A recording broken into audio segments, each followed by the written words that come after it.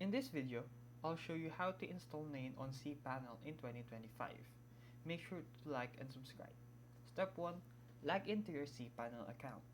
Access your hosting provider's cPanel dashboard using your username and password. Step 2. Open the terminal. In cPanel, scroll to the Advanced section and click Terminal. This will let you run commands directly on your server.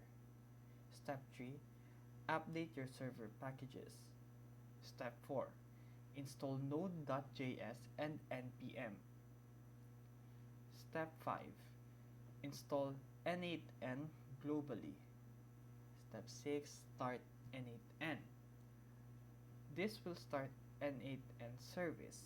Note that the port it runs on usually 5678. Step 7. Set up domain or subdomain. In cPanel, create a subdomain for N8N and use the application manager or reverse proxy settings to point it in N8N's port. Step 8. Secure with SSL. Use Let's Encrypt or your hosting SSL or TLS tools to secure your N8N instance with HTTPS. Now, you can start building automations in N8N directly from your cPanel hosting. If this video helped you, feel free to like and subscribe for more videos.